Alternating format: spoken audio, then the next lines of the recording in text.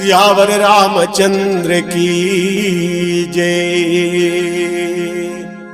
तुलसी जग संसार में पांच रत्न ही सार, साधु मिले हरि भजन दया दीन उपकार। भरत सिया रामचंद्र की जय।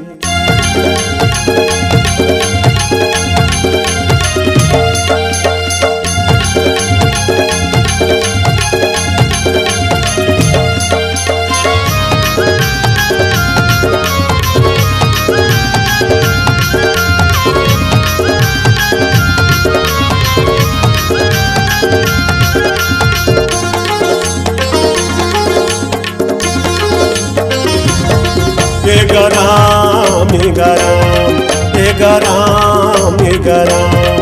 मैं आए तोरे शरण में, मैं आए तोरे शरण में। गराम मैं आए तोरे शरण में, मैं आए तोरे शरण में।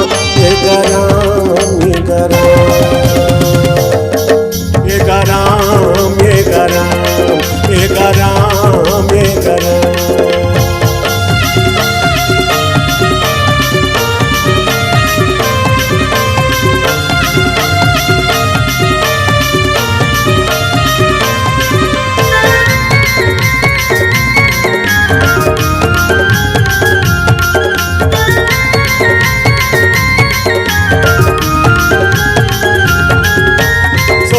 तारे सुदामाला तारे तारे सदन कसाई, तारे सदन कसाई।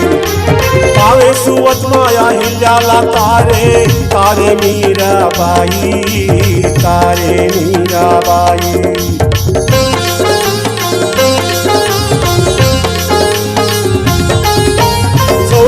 तारे सुदामाला तारे तारे सदन कसाई, तारे सदन कसाई। पावे सुवत माया हिलाला तारे तारे मीराबाई, तारे मीराबाई। गराम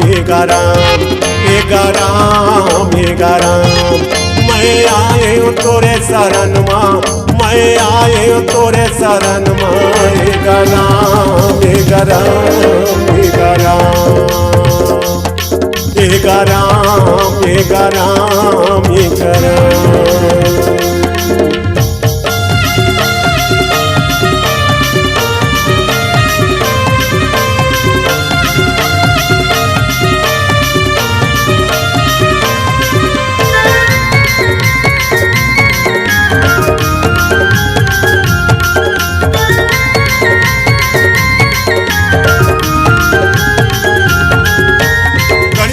तारे आगामीला तारे तारे गीत राजा, तारे गीत राजा। लड़काला तारे आगामीला तारे तारे गीत राजा, तारे गीत राजा।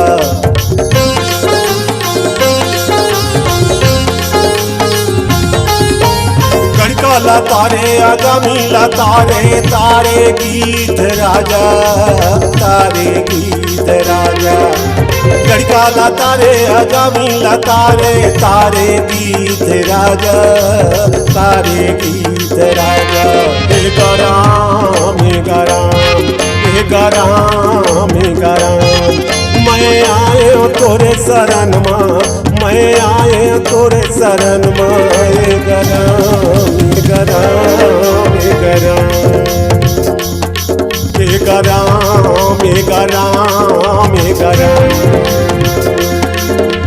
हर से हिंदू हरिहर ही को राम भजो सिया राम।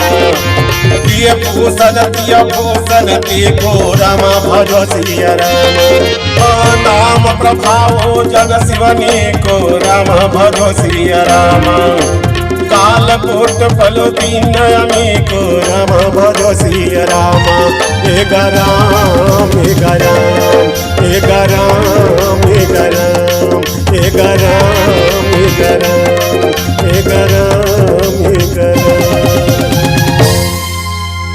हर्ष हेतु हेरी हरही को अकिय भूषण तनि भूषण को नाम प्रभाव जान शिवनी को कालकूट फल दीनी अमी को।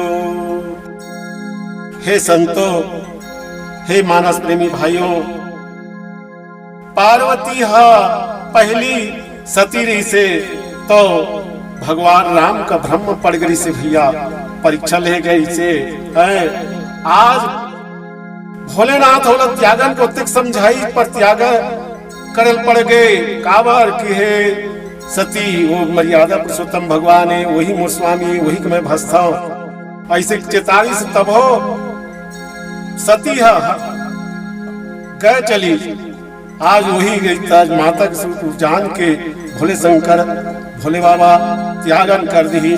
तो थोड़ बहुत त्यागन नहीं कही, 30,000 वर्ष तक ले सती का त्यागन कर दी भैया।